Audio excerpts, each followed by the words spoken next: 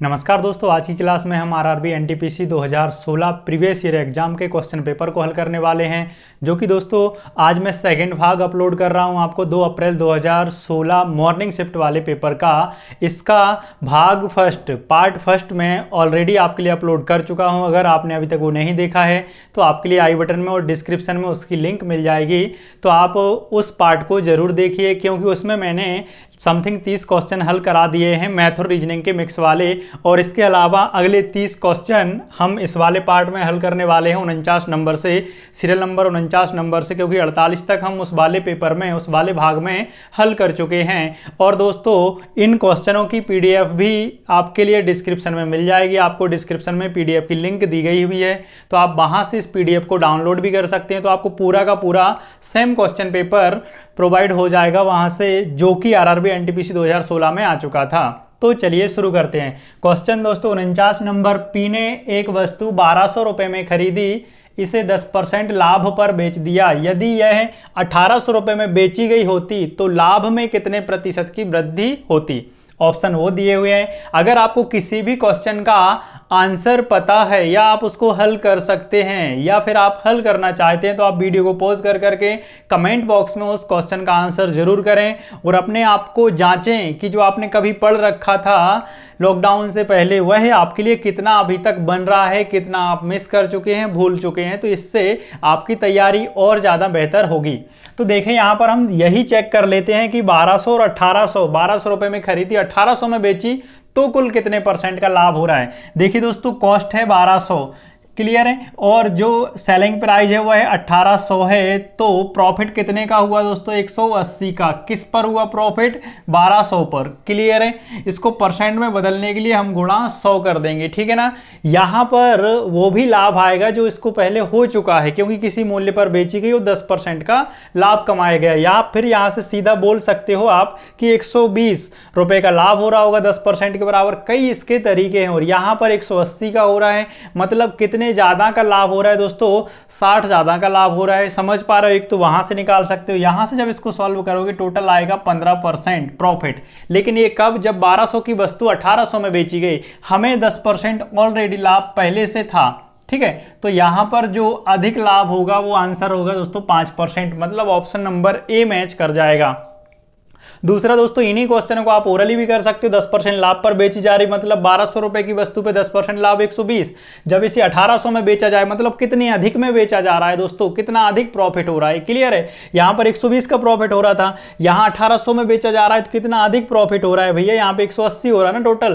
तो 180 में से अगर 120 घटाते हैं आप तो क्या आएगा, 60। और 60 का प्रॉफिट किस पे हो रहा है दोस्तों, 1200 पे हो रहा है। तो यहां से परसेंट निकालेंगे तब भी क्या आने वाला है आपका, 5% ही आने वाला है, क्लियर। क्वेश्चन नंबर 50, यदि कॉयल इज इक्वल टू 315912 और पुलिस इज इक्वल टू 161512 935, तो प्राइस के इक्वल में क्या होगा।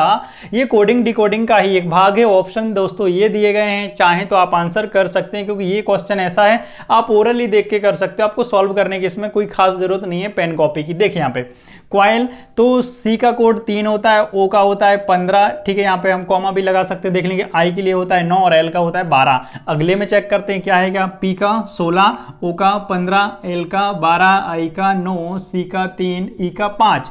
मतलब इनके एज इट इज जैसे इनके कोड रियल में होते हैं कोडिंग डिकोडिंग में, न्यूमेरिकल कोड, वही इनके कोड हमको देना है। तो पी का 16, मतलब स्टार्टिंग में जिसमें 16 आएगा वही आंसर होगा ना। तो यही तो हम कई बार गलती कर जाते हैं दोस्तों, कि हम पूरा का पूरा चेक करते रहते हैं, या पूरा अब भी हम इसको भरोसा नहीं होता तो पूरा चेक करेंगे। तो ऐसा नहीं करना है। आप एक लेटर से भी इसके लिए खत्म कर सकते हैं, चाहे स्टार्टिंग लेटर से चाहे लास्ट वाले लेटर से। लास्ट वाले में क्या इशू होता कि दो में देखो सेम है तो परेशानी होती। तो स्टार्टिंग हमने देखा कि स्टार्टिंग सभी में डिफरेंट है या फिर इन दोनों में सेम है, लेकिन पी का कोड तो हमको पता है ना कितना होता है, 16 होता है दोस्तों, क्लियर है, ठीक है। तो क्वेश्चन नंबर 51, 72 74 75 76 75 74 73 75 73 71 और 77 का बहुलक ज्ञात करें। बहुलक मतलब होता है मोड, इंग्लिश में इसको मोड बोलते हैं। और इसकी अगर मैं डेफिनेशन की बात करूं तो किसी भी एक संख्या के जोड़े में या संख्या का कोई पैटर्न दिया गया है उसमें अधिक आवृत्ति वाली संख्या। क्लियर है? जो कोई भी संख्याएं हमें दी गई हैं, लिखी गई है, उसमें जो अधिक आवृत्ति जिसकी हो रही है, बार बार आवृत्ति हो रही है और सबसे ज्यादा जिसकी आवृत्ति है वही उसका बहुलक कहलाता है। ठीक है, किसी भी संख्या के पैटर्न में। तो यहां पर देखें हमें सबसे ज्यादा कौन सा दिख रहा है, ये 74, 74 दो बार है, इसके अलावा नहीं है। 72, 72 एक ही बार है। 71, 71 भी एक ही बार। 77 भी एक ही बार। 76 भी एक ही बार। यहां पर 75, 75, 75, 75 हमको दिख गया 3 बार। मतलब सर्वाधिक आवृत्ति इस लाइन में किसकी है दोस्तों? संख्याओं की, 75 की। तो आंसर क्या हो गया? सी हमारा आंसर हो गया। ठीक है ना। क्वेश्चन नंबर 54, दो संख्याओं का HCF तथा LCM क्रमशः 7 और 252 है। HCF 7 है और LCM 252 है। यदि एक संख्या 28 हो तब दूसरी संख्या ज्ञात करो। क्लियर है दोस्तों? इसके ऑप्शन दिए गए हैं 252, 63, 126 और 56। इसके लिए इस टाइप के किसी भी क्वेश्चन को हल करने के लिए सबसे बेहतर फॉर्मूला होता है N1 × N2 = HCF × LCM। अगर आपको इस फॉर्मूले में कोई परेशानी हो तो आपको गतिमान एकेडमी यूट्यूब चैनल के प्लेलिस्ट में HCF LCM की प्लेलिस्ट मिल जाएगी। क्लियर है? तो वहां पे आप इसके लिए बहुत बारीकी से बेसिक से सीख सकते हैं कि कहां से आया। ठीक है। N1 × N2। क्लियर? N1 कितनी है दोस्तों? N1 दी गई है 28, N2 हमारे लिए ज्ञात करना है। HCF 7 है और LCM है 252। ये एक फॉर्मूला है पूरा, मैंने वहां बेसिक आपको क्रॉस चेक करके बताया हुआ है। 7 चौके 28, 4 से इसको आपको सॉल्व करना है तो ये आ जाएगा 63। 63 कोई ऑप्शन है? जी हाँ, तो बी आपका ऑप्शन हो जाएगा। क्लियर है दोस्तों? आई होप कि आपके लिए ये सभी के सभी क्वेश्चन बहुत अच्छे से समझ में आए होंगे। हम इसी तरीके से बहुत बढ़िया शॉर्ट ट्रिक और बेसिक फाउंडेशन के माध्यम से आपको पूरा का पूरा पेपर सॉल्व करवाएंगे। दोस्तों क्वेश्चन नंबर 56, रंजीत को अपने सहयोगियों कथन रंजीत को अपने सहयोगियों के सामने अपने पर्यवेक्षक द्वारा अपमानित किया गया था। इसके निष्कर्ष दो दिए गए हैं दोस्तों। पर्यवेक्षक, पहला निष्कर्ष, पर्यवेक्षक रंजीत को पसंद नहीं करता। दूसरा, रंजीत अपने सहयोगियों के बीच लोकप्रिय है। ऑप्शन है केवल ए ऑप्शन, केवल निष्कर्ष एक तर्क संगत है। तर्क संगत मतलब कथन के साथ निष्कर्ष का भी तर्क है। क्लियर है? ऑप्शन बी में केवल 2, ऑप्शन सी 1 और 2 दोनों तर्क संगत हैं और ऑप्शन डी इनमें से कोई भी तर्क संगत नहीं है। अब कथन समझिए दोस्तों। रंजीत को अपने सहयोगियों के सामने अपने पर्यवेक्षक मतलब जो भी चेक करने वाला या उससे सीनियर अधिकारी द्वारा अपमानित किया गया था। निष्कर्ष जो पहला दिया गया है दोस्तों वह है पर्यवेक्षक रंजीत को पसंद नहीं करता। तो जरूरी नहीं है कि भाई रंजीत को पसंद नहीं करता तभी वह उसके लिए अपमानित करेगा। रंजीत कि किसी काम में गलती भी हो सकती है या कोई कमी भी हो सकती है किसी भी चीज को लेके, तो ये गलत हो जाएगा। ठीक है? तर्कसंगत नहीं है। रंजीत अपने सहयोगियों के बीच लोकप्रिय है, इसका इससे कोई लेना देना ही नहीं है। सहयोगियों के प्रति या सहयोगियों के बीच वह लोकप्रिय है तो उसको इस वजह से अपमानित करना ये कोई वैलिड रीजन नहीं है। तो ये भी क्या हो गया दोस्तों? तर्कसंगत नहीं है। तो इसमें हम कौन सा ऑप्शन टिक कर जाएंगे? डी ऑप्शन की दोनों ही तर्कसंगत नहीं है। इस तरीके के क्वेश्चन दोस्तों इसके पहले वाले भाग में भी कई क्वेश्चन ऐसे रिपीट हुए हैं और इस भाग में भी आपको देखने को मिलेंगे, क्योंकि रीजनिंग से यहां से क्वेश्चन बहुत ज्यादा पूछे जाते हैं आरआरबी एनटीपीसी में। तो देखिए दोस्तों, इस आरेख का अध्ययन करके हमारे लिए 3 क्वेश्चनों का आंसर करना है, 57, 58 और 59। ठीक है? ये आरेख सबसे पहले हम समझ लेते हैं। जो ये पूरा का पूरा गोल है वो कॉफी पीने वालों के लिए शो कर रहा है। ठीक है ना? और जो ये वर्ग है यह है रस पीने वालों के लिए शो कर रहा है, और ये जो त्रिभुज है पूरा का पूरा चाय पीने वाले लोगों के लिए शो कर रहा है। क्वेश्चन नंबर जो 57 है, कितने लोग कॉफी पीते हैं, ये हमसे पूछा जा रहा है। क्वेश्चन नंबर 57 में कितने लोग कॉफी पीते हैं, तो इसमें आप सामने देख सकते हैं, ऑप्शन भी आपके सामने हैं, तो आप टिक कर सकते हैं कि कौन सा इसमें सही होगा। कॉफी के लिए अगर हम देखें तो पूरा व्रत आ जाएगा, और जो पूरे के पूरे व्रत में हैं इन सभी को हमारे लिए ऐड करना है। ध्यान देना, 43, 38, 45, 23 और 15, इन सभी को जब हम जोड़ देंगे तो वही हमारा आंसर होगा, क्योंकि कॉफी पूरे सर्कल के लिए शो कर रही है। पूरा सर्कल किसके लिए शो कर रहा है दोस्तों? कॉफी के लिए। इसको ऐड करने पे बनेगा 164 और ऑप्शन नंबर बी हमारा राइट हो जाएगा। क्लियर है? देखिए दोस्तों, क्वेश्चन नंबर 58 इसी आरेख से हमारे लिए हल करना है। क्वेश्चन नंबर है, कितने लोग चाय और कॉफी पीते हैं लेकिन रस नहीं? तो हमारे लिए यहाँ पे जो आंसर करना है दोस्तों, चाय और कॉफी तो पीते हो लेकिन रस नहीं पीते हो, चाय और कॉफी दोनों पीते हो, ठीक है ना। तो ऐसे कितने लोग हैं? केवल और केवल 45 है, हमें साफ दिख रहा है। कितने लोग हैं दोस्तों? केवल और केवल 45, क्योंकि 45 ही एकमात्र ऐसा नंबर है जो चाय में आ रहा है, मतलब त्रिभुज में आ रहा है और व्रत में, दोनों में आ रहा है। इसकी बात करें अगर इन दोनों की, तो ये केवल और केवल कॉफी पीते हैं, ये चाय नहीं पीते हैं। ये अगर 23 हम बात करेंगे तो ये रस, कॉफी और चाय भी पीते हैं, तो ये सभी में आ रहा है, ये नंबर कॉमन सभी में है, तो इसको भी हम आंसर नहीं कर सकते। क्लियर है? क्वेश्चन नंबर 59, कितने लोग रस और चाय पीते हैं लेकिन कॉफी नहीं? कितने लोग रस और चाय पीते हैं लेकिन कॉफी नहीं पीते हैं? तो हमें ऐसे नंबर बताना है जो केवल और केवल त्रिभुज और वर्ग में आ रहा हो, व्रत में नहीं आ रहा हो। केवल और केवल त्रिभुज और वर्ग में आ रहा हो, व्रत में नहीं आ रहा हो। तो ऐसा एक ही नंबर है दोस्तों, क्या? केवल और केवल 36। मतलब 36 लोग ऐसे हैं जो केवल रस और चाय पीते हैं, कॉफी नहीं पीते हैं। ठीक है, आई होप कि आपके लिए ये समझ में आया होगा। क्वेश्चन नंबर 62, चिन्हों के उपयुक्त समुच्चय का चयन करें। ऐसा क्वेश्चन दोस्तों पार्ट फर्स्ट में भी हमें देखने को मिला हुआ था। 25, 5, 17, 9 बराबर 133। ध्यान देना दोस्तों, आप हल करने की कोशिश जरूर करना है इस क्वेश्चन को। गुणा माइनस डिवाइड बहुत अच्छा क्वेश्चन है और ये आपके कैलकुलेशन को बढ़ाने में भी आपकी मदद करेगा। Option number C plus minus divide और ऑप्शन नंबर डी गुणा प्लस और ये माइनस रहा। ठीक है ना।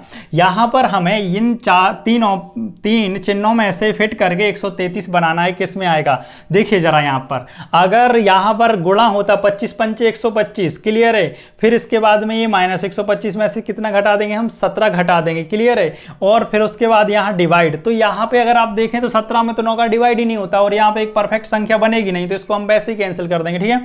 फिर बी, यहाँ पे डिवाइड आएगा, यहाँ पे 5/17, 17 का 5 में डिवाइड ही नहीं होगा ना परफेक्ट, एक परफेक्ट संख्या नहीं बन सकती क्योंकि 17 क्या है? एक अभाज्य संख्या है, तो इसको भी हम कैंसिल कर देंगे। सी प्लस माइनस डिवाइड, यहाँ पे फिर डिवाइड आ रहा भाई, 9 का भाग हम किसी भी संख्या में देते हैं क्या होता है भाई? एक लगभग संख्या बनती है, अप्रोक्स, पूरी परफेक्ट नहीं बनती। तो ऑप्शन नंबर हमारा डी राइट हो जाएगा, इसको आप चेक भी कर सकते हैं। ठीक है।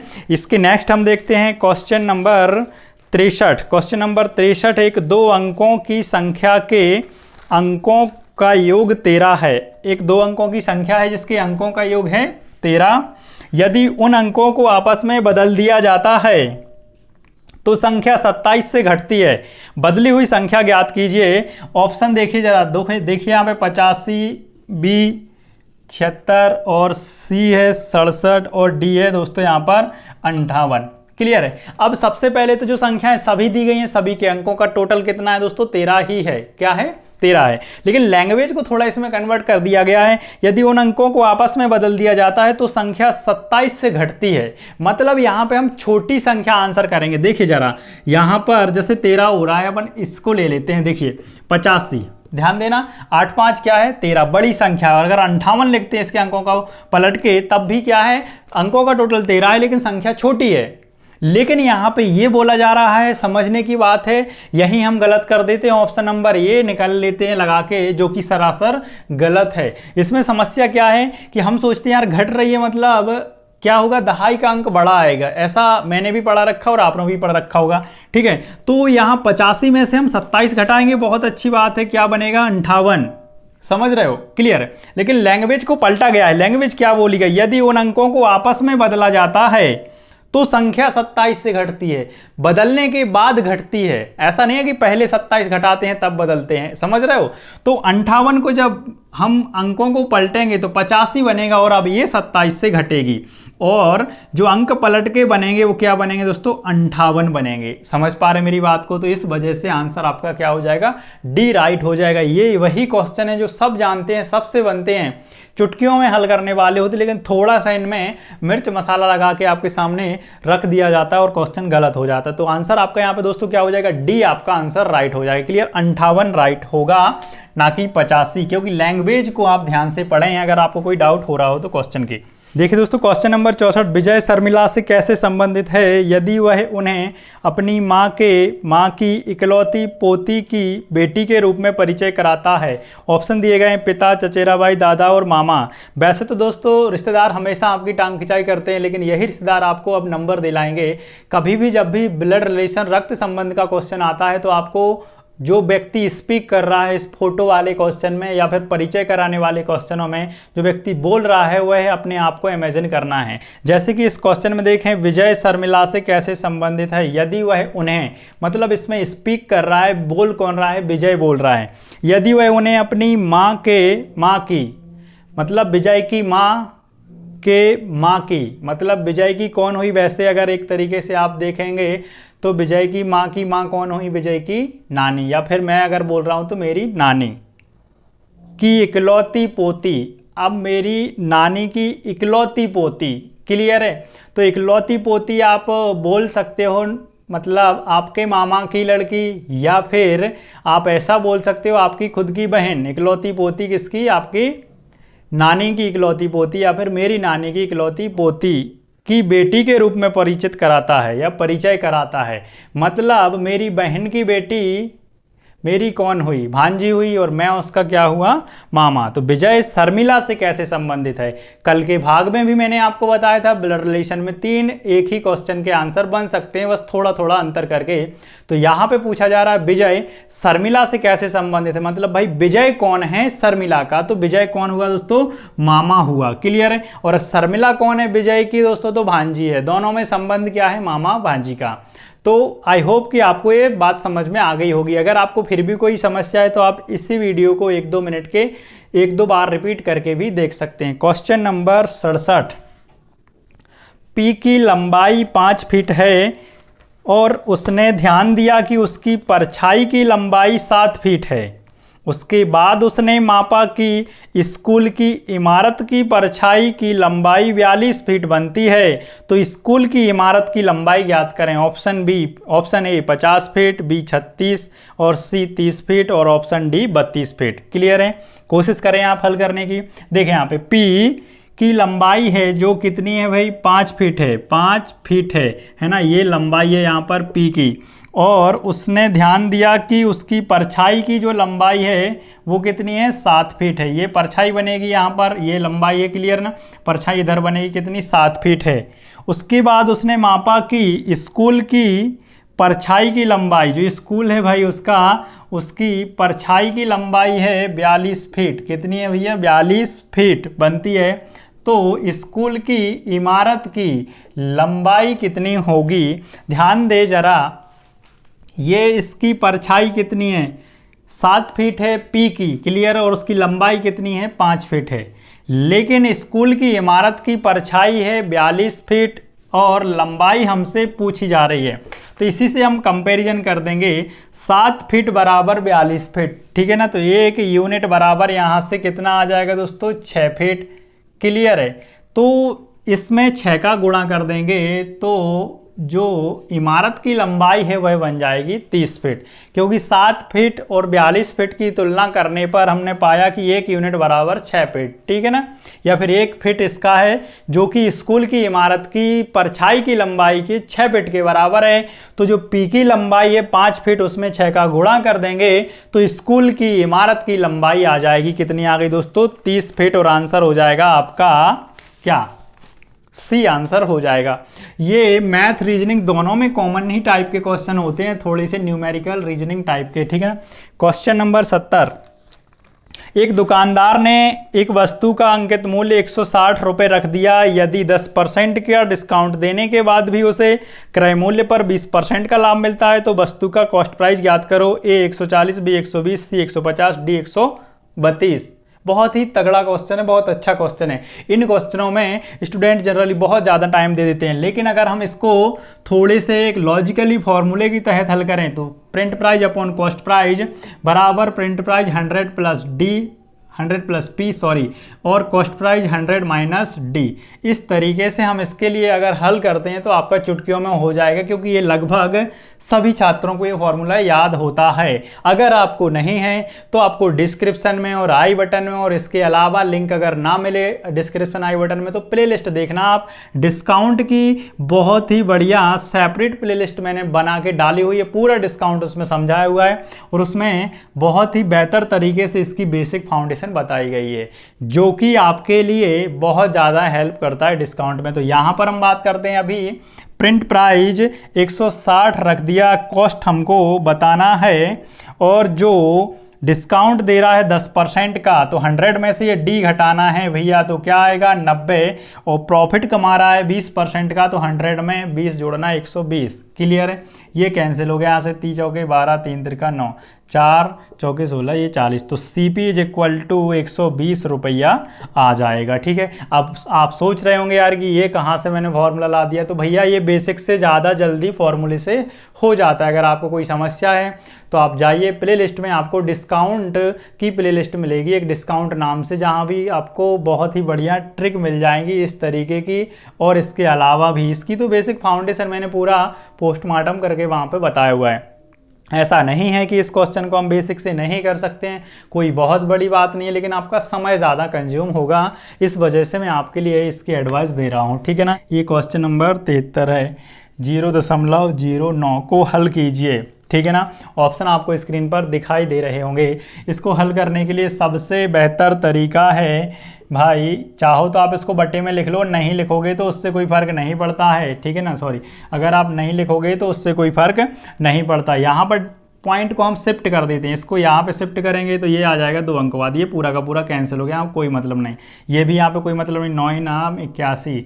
देखें हम कितने अंकों के पहले दशमलव है, 1 2 3, तो यहाँ पे 3 अंकों के पहले लगा देंगे, तो आंसर हमारा बन जाएगा कौन सा, बी नंबर राइट हो जाएगा। ठीक है, एक सिंप्लीफिकेशन का क्वेश्चन है। क्वेश्चन नंबर 74, कथन निष्कर्ष, या फिर आप श्लोक में भी बोल सकते हैं इसको, जो आपने बोलना है।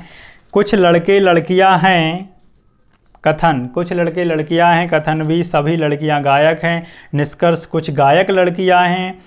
सेकंड निष्कर्ष कुछ गायक लड़के हैं। ऑप्शन है जो केवल एक निष्कर्ष तर्क संगत है या सही है, अनुसरण करता है केवल 2, सी दोनों, और डी इनमें से कोई नहीं। पहले इसको हम बनाते हैं। कुछ लड़के लड़कियां हैं, ये हुए लड़के, कुछ लड़के, लकड़ी नहीं भाई, लड़के है ना, क्या है, लड़कियां हैं, कुछ लड़के लड़कियां हैं, सभी लड़कियां गायक हैं। तो इस तरीके से सभी लड़कियां गायक हैं। मैं आपको एक सलाह दे दूं भाई कि हमेशा कभी भी श्लोक में आता है तो वेन डायग्राम से ही हल करें, इससे आपके जल्दी और सही आंसर आने की पूरी गारंटी और संभावना होती है। निष्कर्ष कुछ गायक लड़कियां हैं, कुछ गायक लड़कियां हैं, तो जी हाँ बिल्कुल है, निष्कर्ष पहला राइट चला जाएगा। निष्कर्ष सेकंड कुछ गायक लड़के हैं, जी हाँ, तो ये भी सही है। मतलब इसको हम डी टिक कर देंगे, डी में दोनों अनुसरण करते, सॉरी सी टिक कर देंगे, दोनों अनुसरण करते हैं, क्योंकि डी में क्या है, इनमें से कोई नहीं, तो सी इसका आंसर हो जाएगा। ठीक है, क्वेश्चन नंबर 76, 12 मीटर और 17 मीटर के लंबे खंभे जमीन पर सीधे खड़े हैं। उनके पैरों के बीच की दूरी 12 मीटर है, तो उनके शीर्ष छोरों के बीच की दूरी क्या होगी दोस्तों? वो भी तो 12 ही होगी, क्योंकि वह सीधे खड़े हुए हैं। क्लियर है? कैसे खड़े हुए हैं? सीधे खड़े हुए हैं। ठीक है, क्वेश्चन नंबर 80, तो देखें किस तरीके से ऐसे सिंपल क्वेश्चन भी आते हैं। हमको लगता है कि एग्जाम देने से पहले कठिन ही चीज़ें आती हैं, तो कठिन नहीं आती, नमकीन की तरह, जैसे मोटा बारीक, ज़्यादा बारीक, मीडियम, इस तरीके से एग्जाम होता है। 81, 90 मेजों का क्रय मूल्य 60 मेजों के विक्रय मूल्य के बराबर है, तब लाभ प्रतिशत ज्ञात करें। ऑप्शन दिए हैं आपके सामने। तो 90 मेजों का मतलब गुणा 90 मेज, एम कर लो भैया, नहीं करना तो कुछ ना करो, मिटा दो। 90 मेजों का क्रय मूल्य, का मतलब गुणा, क्रय मतलब सीपी, 60 मेजों के मतलब भी गुणा होता है, किसके बराबर है, सेलिंग प्राइस के बराबर। बस हो गया, इतना ही करना है हमारे लिए। जी हाँ, अब आप चाहें तो कि इसको एक स्टेप और हल करें, CP अपॉन SP, इसका क्रॉस मल्टीप्लिकेशन इधर कर दें तो इस वाले का इधर हो जाएगा ये 90, ठीक है। और छोटा करना हो कर दो, नहीं करना हो ना करो, हमें लाभ बताना है। 6 की वस्तु या 60 की वस्तु 90 में बेची गई, 6 की वस्तु 9 में बेची गई। यहाँ से अनुपात में चलता, परसेंट हमेशा अनुपात में होता है, 1/2 या फिर 100/200, इससे कोई फर्क नहीं पड़ता है। तो यहाँ पे प्रॉफिट कितने का हुआ भाई, हमें 3 का, किस पे हुआ 6 पे, 1/2, मतलब कितने परसेंट का प्रॉफिट हो गया, फाइनली 50% प्रॉफिट हो गया। आंसर नंबर सी हम टिक कर देंगे, ठीक है। 82 नंबर क्वेश्चन, एक 45 मीटर लंबी और 35 सेंटीमीटर चौड़ी, 45 सेंटीमीटर लंबी और 35 सेंटीमीटर चौड़ी आयताकार चादर के कोनों में से 5 सेंटीमीटर की भुजा के 4 वर्ग काटे गए और बची हुई चादर में से एक खुला बॉक्स बनाया गया, तो बक्से का या बॉक्स का आयतन ज्ञात करें। दोस्तों ये रहे आपके ऑप्शन, ठीक है। तो बक्से का आयतन ज्ञात करें। ध्यान दें, थोड़ा सा चादर बना ही लेते हैं हम थोड़ा स्पीड में ना। यहाँ देखिए ये रही कुछ इस तरीके से हमारी चादर, जो कि लंबी कितनी है 45 सेंटीमीटर, 45 सेंटीमीटर ये लंबाई है इसकी, ठीक है ना, क्लियर है। और 35 सेंटीमीटर इसकी चौड़ाई है, ठीक है। ध्यान देना दोस्तों, क्लियर। 5 सेंटीमीटर की भुजा के 4 वर्ग काटे गए इसके कोनों से, तो इस तरीके से हम काट लेते हैं वर्ग आकार के, ठीक है। थोड़ा सा आप समझने की कोशिश करना, अगर वर्ग में भी ना कटे तब। इसकी 5 ही लंबाई है, 5 ही चौड़ाई, सब कुछ 5 रहेगा ना, क्योंकि वर्ग आकार काटे गए, 5 लंबाई चौड़ाई रहेगी, ठीक है। भुजा ही 5 है, ठीक। अब देखें यहाँ से, अगर लंबाई में 5 सेंटीमीटर ये कट गया, 5 ये टोटल 10 कट गया, तो लंबाई कितनी बची फाइनली 35 सेंटीमीटर यहाँ से यहाँ तक की, ध्यान देना, ठीक है। फिर इसके बाद में इस 35 सेंटीमीटर में से 5 सेंटीमीटर ये कट गया, इस साइड से वो 5 ये कट गया, तो कितना बचा भाई, 5 5 10 घटा देंगे तो कितनी बची 25 सेंटीमीटर, क्लियर है। तो यहाँ से लेके यहाँ तक की लंबाई कितनी बची 25, ठीक है। फिर इसको ऐसा मोड़ दिया गया, इस वाली को ध्यान देना, इस वाली को ऐसे उठा दिया गया, तो इसकी जो ऊंचाई हुई बॉक्स की वो कितनी बन गई दोस्तों, वो बन गई 5 सेंटीमीटर। तो यहाँ पे अगर हम देखें तो जो बॉक्स है, बॉक्स की ऊंचाई हो जाएगी 5 सेंटीमीटर और बॉक्स की लंबाई हो जाएगी 35 सेंटीमीटर और बॉक्स की जो चौड़ाई है, विड्थ है, वो कितनी हो जाएगी भाई 25 सेंटीमीटर। बस करना क्या है, घनाभ का आयतन लगा देना है हमारे लिए। घनाभ का आयतन, क्यूबॉइड का वॉल्यूम, घनाभ का आयतन होता है लंबाई इंटू चौड़ाई इंटू ऊंचाई, ठीक है। लंबाई कितनी आई भाई 35, चौड़ाई 25 और 5, तो 35 गुणा 25 गुणा 5, सभी को गुणा कर दें और लास्ट में आएगा इकाई में 5, ठीक है। तो अब अगर आप इनमें से तुक्का मारना चाह रहे हैं, ऑप्शनों में से करना भी यही पड़ेगा, क्योंकि गुणा करने से कोई मतलब नहीं है, तुक्का भी 100% गारंटी है सही लगेगा। देखिए यहाँ पे हम 30 मान लेते हैं इसको, है ना, और 25 दिया 75, ठीक है, और 75 का फिर 5 गुना, क्लियर है।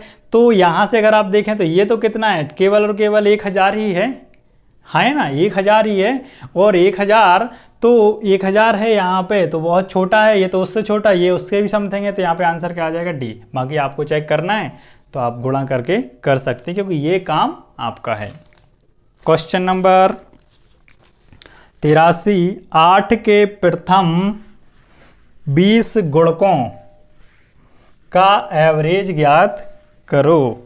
ऑप्शन 78, 80, 84 और 82। गुणक का मतलब होता है पहाड़ा मल्टीपल, ठीक है। 8 के प्रथम 20 गुणकों, मतलब इस तरीके से हो जाएगा 8 दूनी 16, 8 तिया 24 और 20 मतलब 8 दूनी 16, कितने हो जाएंगे 1600 ही होंगे ना, सॉरी 160 होगा, सॉरी 160, ये आपका 20वां होगा, ये पहला होगा।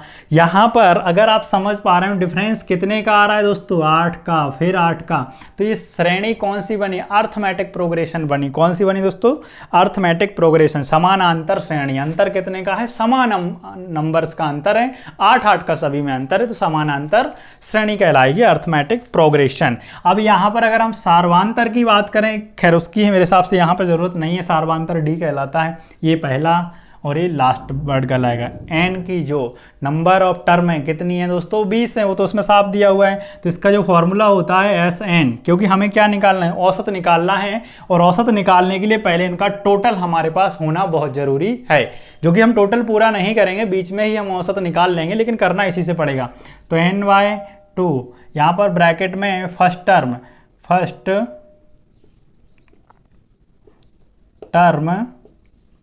और प्लस यहाँ पर लास्ट टर्म, कौन सी, लास्ट टर्म, ठीक है, पहली टर्म और लास्ट। तो SN sum of n number, मतलब n नंबर्स का टोटल, n कितने हैं, नंबर 20 है ना, तो डिवाइड बाय 2, पहली टर्म 8 है और लास्ट टर्म है 160, इन सभी को जोड़ के मैं इधर लिख रहा हूँ, ठीक है ना। तो यहाँ से ये 10 बचेगा, तो ये आया आपका, नीचे ही लिखता हूँ सॉरी, SN = 10 गुणा 8 और 160, कितना हो जाएगा, 168। ये हो गया भैया 20 पदों का टोटल पद हैं कितने, 20 है ना। तो यहीं से हम इसका औसत निकाल देंगे, क्योंकि जो औसत का फॉर्मूला होता है सम ऑफ टोटल नंबर, सभी संख्याओं या नंबर का टोटल और कितने नंबर है उनसे डिवाइड करना। तो 10 गुणा 168, इसको हम गुणा नहीं करेंगे फालतू में, कितने नंबर हैं, 20 है ना, तो इससे डिवाइड कर देंगे, 2 8 16, 2 चौके 8, कितना आ जाएगा, 84। आंसर नंबर सी हम टिक कर देंगे। क्लियर है दोस्तों, ठीक है। ये फॉर्मूले आपको याद ही करने पड़ेंगे, क्योंकि एपीजीपी जो हम पढ़ेंगे तो उनमें हमारे लिए इन फॉर्मूलों की ज़रूरत पड़ती है, क्योंकि इनके बिना कुछ नहीं होता, क्योंकि ये फॉर्मूले कुछ नहीं है, ये बेसिक अप्रोच से फॉर्मूलों को बनाया गया है, जनरेट किया गया है। क्वेश्चन नंबर दोस्तों 84, 85 व 86, 84, 85 व 86 के लिए लैंग्वेज एक ही है। बहुत अच्छा क्वेश्चन है, और इस सिटिंग अरेंजमेंट का क्वेश्चन है, बैठक व्यवस्था का। क्लियर है। निम्नलिखित अनुच्छेद का उस पर आधारित प्रश्नों के लिए उपयोग करें, इस अनुच्छेद का, ठीक है, थ्योरी का। प्रिया, मोहित, गिरिजा, प्रीति, विजय, अनिल और रीता गोलाकार मेज की चारों ओर मेज के सामने मुँह करते हुए बैठे हुए हैं। रीता जो अविवाहित है अपनी सबसे अच्छी दोस्त गिरिजा के बाईं तरफ दूसरे नंबर पर बैठी है, जो अपने पति अनिल के बाईं बगल में बैठी है। प्रिया उसके पति विजय के बाईं तरफ तीसरे नंबर पर है। मोहित अपनी पत्नी प्रीति और विजय के बीच बैठा है। अब अगर आपने इस थ्योरी से, इस लैंग्वेज से इन सबको बिठा लिया पकड़ के, तो आपके 3 नंबर पत्थर के हैं। तो आप वीडियो को अभी रोकें और पहले तो इसके लिए आप बिठा के देखें। इतनी लैंग्वेज आपको मिल चुकी है, क्वेश्चन आपको मिल चुका है, क्योंकि इससे आपके 3 नंबर पक्के होने वाले हैं, और 3 नंबर बहुत कहलाते हैं। तो अगर आप पहले कभी पढ़ रखे हैं तो एक बार अपने आप को चेक जरूर करें। चलिए हम देखते हैं, आप वीडियो को रोक के जरूर करें, फिर उसके बाद में ही आगे देखें। यहाँ पर टोटल 7 लोग हैं, तो हम स्पेस कितने बना लेंगे दोस्तों, हम स्पेस भी 7 ही बना लेंगे। 1 2 3 4 5 6 और एक इधर कहीं 7 स्पेस करेंगे, क्योंकि 7 लोग हैं तो 7 स्थान कर लेंगे। अब यहाँ कभी भी मैं आपके लिए बता दूँ, जब कभी भी सिटिंग अरेंजमेंट पढ़ रहे हो, हल कर रहे हो, एग्जाम में कहीं भी हो, तो किसी भी व्यक्ति को बिठाने के लिए, चाहे वो स्टार्टिंग में दिया हो, चाहे लास्ट में, चाहे बीच में, उस व्यक्ति को पकड़ा करो, उस ऑब्जेक्ट को पकड़ा करो जिसके दाएं बाएं किसी के बारे में संबंध दिया हो।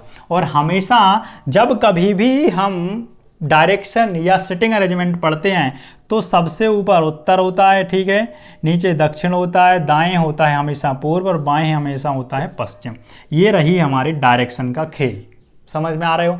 और जहां भी हम मुड़ते जाएं, अभी मैं अगर ऐसा खड़ा हो जाऊं तो मेरे सामने उत्तर है, मेरे पीछे दक्षिण है। क्लियर है। तो मेरे दाएं ये इस तरीके से पूर्व है और ये बाएं मेरे पश्चिम है। अब अगर मैं ऐसे खड़ा हो गया तो मेरे सामने उत्तर है, पीछे दक्षिण है और दाएं ये पूर्व है और बाएं ये पश्चिम है।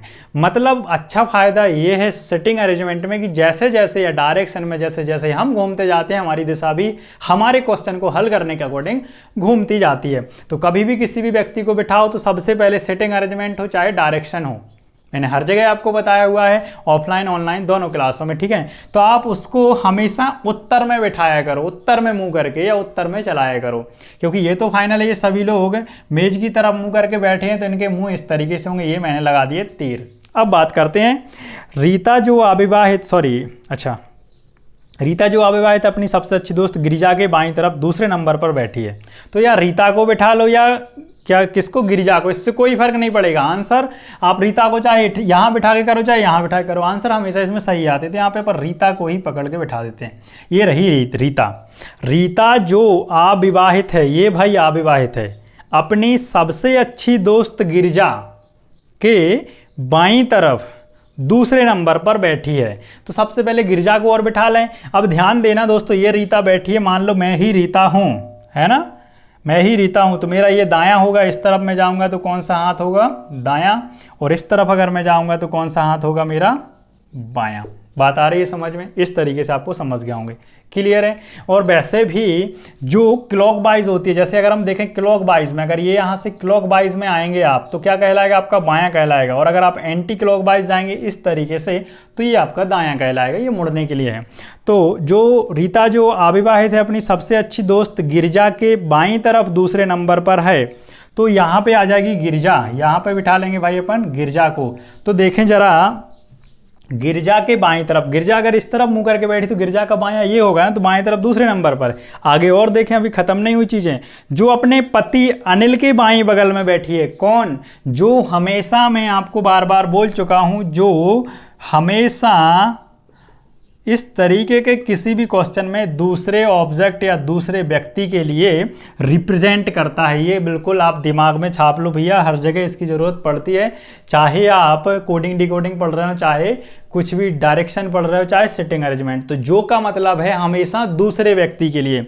जैसे इसी क्वेश्चन में देखें, रीता जो अविवाहित है, अपनी सबसे अच्छी दोस्त गिरिजा के बाईं तरफ दूसरे नंबर पर बैठी है, मतलब रीता और गिरिजा, यहाँ पे दो व्यक्ति हैं, गिरिजा दूसरे नंबर पर है, तो दूसरे नंबर के लिए क्या है अप्लाई यहाँ पे, जो अपने पति अनिल के बाईं बगल में बैठी है, कौन भैया, गिरिजा। तो यहाँ पर आ जाएंगे अनिल कपूर साहब, ठीक है, अनिल के बाईं तरफ बैठी हुई है, बाईं बगल में मतलब जस्ट बाएं गिरिजा बैठी हुई है, ठीक है। आगे लाइन देखें अपन, प्रिया उसके पति विजय के बाईं तरफ तीसरे नंबर पर है, प्रिया उसके पति विजय के बाईं तरफ तीसरे नंबर पर है, क्लियर है। तो प्रिया उसके पति विजय के बाईं तरफ, बाईं दिया हुआ है ना, तीसरे नंबर पर है। अब अगर हम यहाँ विजय को बिठाते हैं तो 1 2 3 यहाँ विजय को हम बिठा सकते हैं, ऐसा हमारे पास जगह है। तो यहाँ पर आ जाएगी दोस्तों प्रिया, क्लियर है। ये प्रिया तीसरे नंबर पर है विजय के बाएं तरफ। देखिए अगर विजय ऐसा बैठा होगा तो विजय का ये ही बायां होगा ना, तीसरे नंबर पर।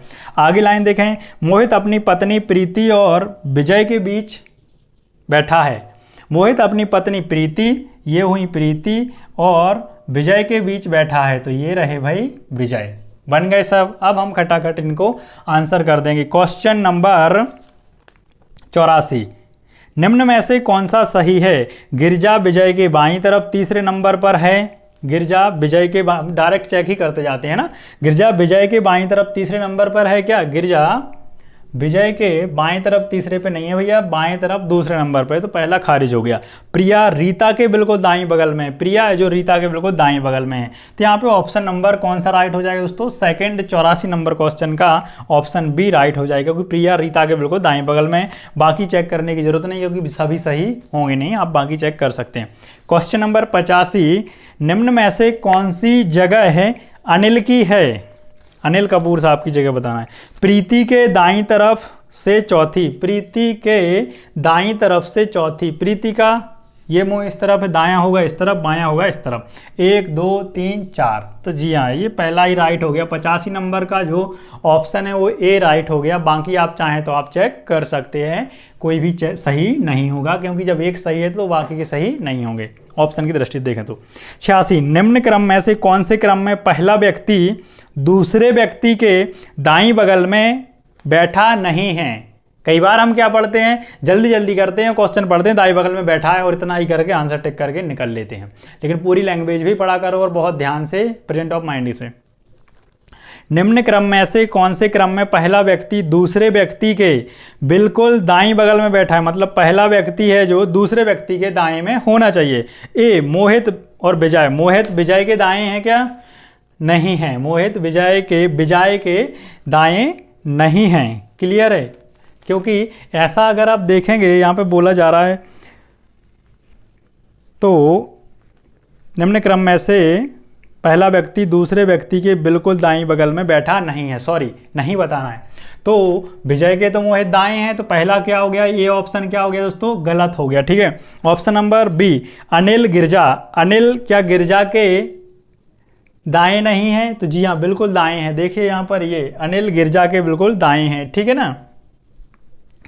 सी रीता और विजय, रीता और विजय में बहुत अंतर है, मतलब सी हमारा ऑप्शन यहाँ पर राइट हो जाएगा, सी ऑप्शन राइट हो, क्योंकि नहीं पूछा है। प्रिया और रीता, प्रिया देखो प्रिया जो है रीता के बिल्कुल दाएं बैठी और हमें दाएं बैठा नहीं बताना था। ठीक है, तो देखा आपने किस तरीके से सिटिंग अरेंजमेंट थोड़ी सी शब्दों से कठिन भी हो जाता है, और अगर आप थोड़ी सी भी होशियारी बरतते हैं तो आप सभी के सभी क्वेश्चनों को हल भी कर सकते हैं। ठीक है, और अगर आप किसी भी क्वेश्चन को पढ़ते हो और हल करते हो तो उसमें आपका फ़ायदा है, उसके बाद में अगर आप क्लास को देखते हो तो आप अपनी गलती पहचान सकते हो कि आपने कहाँ गलती की आखिर, क्योंकि आप तुरंत का तुरंत चीज़ों को चेक कर सकते हो, तुरंत का तुरंत चीज़ों को चेक कर सकते हो। क्वेश्चन नंबर 87, यदि x 3 9 3 11 से विभाजित होता है तो सबसे छोटी प्राकृतिक संख्या x का मान ज्ञात करो। मतलब यहाँ अगर ये 11 से डिवाइड है तो x की जगह यहाँ क्या आएगा, तो 11 का जो डिवाइड का रूल है वो क्या है, सम स्थानों पर आए हुए अंकों का योग और विषम स्थानों पर आए हुए अंकों के योग का अंतर 0 हो या फिर 11 का गुणज हो। तो 3 और 3 यहाँ पे तो 6 हो गया, और यहाँ पे 9 प्लस x हो रहा है। अब यहाँ पे हम 9 प्लस x और ये 6 है, कैसे भी करके यहाँ पे 0 भी रखोगे तो भी अंतर 3 है, मतलब 11 से डिवाइड नहीं होगा। तो यहाँ पर हम क्या रख दें दोस्तों, यहाँ पर रख सकते हैं हम 8, 9 8 17, और जब हम 17 में से 6 घटाएंगे तो 11, और ये नंबर 11 से डिवाइड हो जाएगा। इसके अलावा आपको कोई रूल्स रेगुलेशन नहीं लगाने की जरूरत है, आप इन्हीं ऑप्शनों में से रख के देख सकते हैं, छोटा नंबर है तब। क्वेश्चन नंबर 88, अनीता अर्जुन के मामा के पिता की इकलौती बेटी है। ब्लड रिलेशन के क्वेश्चन बहुत आते हैं दोस्तों। देखिए, अनीता अर्जुन के मामा के पिता की इकलौती बेटी है, अनीता अर्जुन से कैसे संबंधित है भाई, अनीता अर्जुन के मतलब मैं अर्जुन, मेरे मामा के पिता मतलब मेरे नाना की इकलौती बेटी मतलब क्या, मेरी माँ हुई। सिंपल सी बात, तो आंसर हो गया बी। 89, 13 19 21 और 22 का एलसीएम ज्ञात करें। एलसीएम ज्ञात करने के लिए 13 19 21 और 22 का एलसीएम ज्ञात करने के लिए देखें तो इनमें कोई भी कॉमन फैक्टर नहीं है, सभी का आपस में गुणा कर दो। और सभी का आपस में गुणा करने पर आप इकाई अंक से कर सकते हैं क्या, नहीं कर पाएंगे, क्योंकि इकाई सभी में सेम दे रखी है, तो सभी का आपको गुणा ही करना पड़ेगा। फिर आप डबल अंकों से भी कर सकते हो, इन दोनों का गुणा करेंगे, अंतिम 2 अंक आएंगे, फिर उन अंतिम 2 अंकों का इसमें करेंगे, फिर उन अंतिम 2 अंकों का इसमें करेंगे, तो आपका 11 41 14 इस तरीके से आंसर आ जाएगा, ऑप्शन नंबर ए। 92, चिन्हों के उपर्युक्त समुच्चय का चयन कीजिए। ये समुच्चय वाले क्वेश्चन दोस्तों बहुत ज़्यादा आ रहे हैं ना, 84 12 5 और ये 6। तो देखें आपको यहाँ पे चिन्ह ऊपर दिख रहे हैं, बराबर हमको बताना है 41, बराबर बताना है 41। ऑप्शन नंबर ए गुणा माइनस डिवाइड, गुणा माइनस डिवाइड। तो 5 में जब हम 6 का डिवाइड करेंगे तो काम नहीं बनने वाला, क्योंकि 6 के ऐसा नंबर है, 6 क्या करता है, रिपीटेशन वाले नंबर बनाता है, आवर दशमलव बनाता है। तो ऑप्शन नंबर ये हमारा इस वजह से गलत आ जाएगी, ये परफेक्ट दिया गया है तो परफेक्ट नहीं आ सकता। बी ऑप्शन में देखें, बी ऑप्शन में भी क्या हो रहा है कि 12 में हम 5 का भाग दे रहे हैं, तब यहाँ पे दशमलव बनेगा, दशमलव है नहीं, कहाँ पर 41 में, तो ये भी गया option number C. Plus minus divide, फिर वही डिवाइड वाली कंडीशन, क्योंकि 5 में 6 का डिवाइड देंगे आवर्त नंबर बनेगा, तो यहाँ पर ऑप्शन डी राइट हो जाएगा। आप चेक भी कर सकते हैं, देखें, क्योंकि यहाँ पे डिवाइड है तो 12 7 84, फिर आएगा गुणा 7 5 35 और 6 41 हो गया। ठीक है, क्वेश्चन नंबर 97 बहुत अच्छा क्वेश्चन है और ये ज्योमेट्री का क्वेश्चन है। यदि त्रिभुज ABC तथा त्रिभुज DEF समरूप त्रिभुज हैं, जिसमें BC बराबर 4 सेंटीमीटर, EF बराबर 7 सेंटीमीटर और त्रिभुज ABC का क्षेत्रफल 144 वर्ग सेंटीमीटर है, तो त्रिभुज DEF का क्षेत्रफल ज्ञात करें। ऑप्शन आपके सामने हैं, अगर आप चाहें, आपको आता है तो आप वीडियो को पॉज करें और इसको हल जरूर करें। देखिए यहाँ पर समरूप त्रिभुजों की बात की जा रही है, त्रिभुज AB और C, और त्रिभुज कौन कौन सा है, DEF। ये कैसे हैं भाई, समरूप त्रिभुज हैं, ये त्रिभुज हैं DEF समरूप त्रिभुज हैं। BC की लंबाई दी गई है 4 और EF की लंबाई भी दी गई है 7। EF की लंबाई भी दी गई है दोस्तों यहाँ पर 7। ठीक है ना, क्लियर। अब त्रिभुज A और त्रिभुज B कैसे हैं, समरूप हैं, ये समरूप का साइन होता है। ठीक है ना, क्लियर। और जब दो त्रिभुज समरूप होते हैं, जब दो त्रिभुज समरूप होते हैं तब क्या होता है दोस्तों कि जैसे ये जो एंगल है वही एंगल उतना ही ये होगा, मतलब ये एंगल इसके बराबर हो जाएगा, ये दोनों एंगल इसके बराबर हो जाएंगे और ये एंगल इसके बराबर होगा। इस साइज में छोटे बड़े हो सकते हैं लेकिन एंगल इनके समान हो गए। तो इनके क्षेत्रफल को निकालने का सबसे बेहतर तरीका है मेरे भाई कि त्रिभुज ABC का क्षेत्रफल डिवाइड बाय त्रिभुज DEF का क्षेत्रफल बराबर BC का वर्ग डिवाइड बाय EF का वर्ग। यहाँ से आ जाएगा, क्योंकि दो समरूप त्रिभुज के क्षेत्रफल का अनुपात, इन दोनों के क्षेत्रफल का अनुपात उनके संगत भुजाओं के, उनकी संगत भुजाओं के, संगत भुजा BC और EF, संगत भुजा ED और BA, संगत भुजा AC और DF, इनमें से कोई भी उनकी संगत भुजाओं के अनुपात के वर्ग के बराबर होता है। तो त्रिभुज ABC का जो क्षेत्रफल है वो नहीं दिया है, सॉरी दिया हुआ है कितना, 144। त्रिभुज DEF का हमको क्षेत्रफल निकालना है। BC की जो लंबाई दी गई है वो 4 दी गई है, तो 4 का वर्ग कर देंगे दोस्तों हम 16, और EF की लंबाई दी गई है 7, तो 7 का वर्ग कर देंगे दोस्तों हम 49। ठीक है ना, क्लियर है। अब इसको यहाँ से चाहो तो आप डिवाइड कर दो, 4 चौके 16 और 4 तिया 12, 4 6 24 और 4 नाम 36।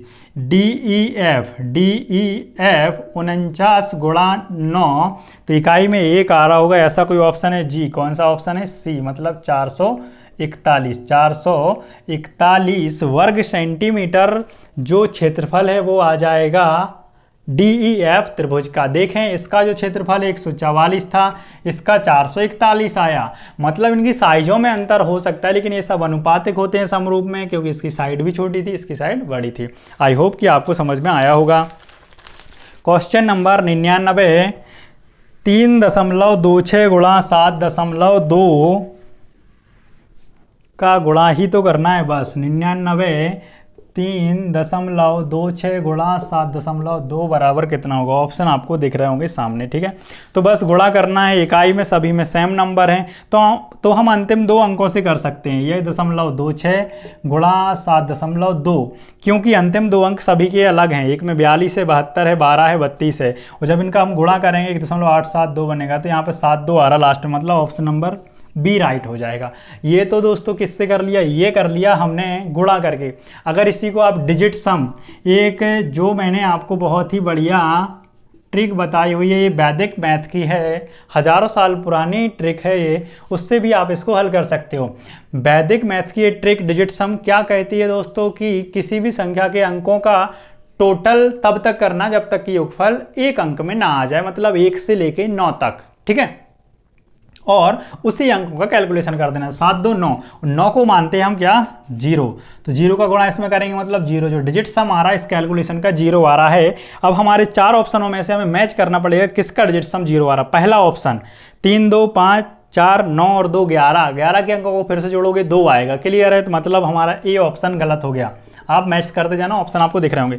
ऑप्शन बी 4 3 7 2 9 और 7 2 9, तो इसका जो ऑप्शन बी का डिजिट सम क्या आया, 0 आया, इसका 2 आया था, तो ये हमारा राइट हो जाएगा। फिर भी हम आगे चेक कर लेंगे। ऑप्शन नंबर सी 2 और 2 4 2 6 और 1 7, इसका डिजिट सम 7 आया। ऑप्शन डी 4 3 7 2 9 2 और 1 3, इसका 3 आया, तो ये सभी हमारे गलत हो गए। अब दशमलव और परसेंट से इस डिजिट सम की ट्रिक में कोई फर्क नहीं पड़ता है। अगर आप इसको सीखना चाहते हो तो आपको अभी लिंक डिजिट सम की डिस्क्रिप्शन और आई बटन में शो हो रही होगी, या फिर इसके अलावा आप यूट्यूब चैनल पर प्लेलिस्ट में जाके देखें, वहां आपको डिजिट सम C9 डिजिटल सम ट्रिक के नाम से एक प्लेलिस्ट मिलेगी जिसमें 5-6 घंटे की पूरी बेसिक फाउंडेशन क्लास मैंने बताई हुई है। अगर वो आप सीख लेते हैं तो इस तरीके के क्वेश्चन है आप पलक झपकते ही हल कर दोगे, और ये बहुत ही कारगर तरीका है पूरे मैथ कैलकुलेशन में।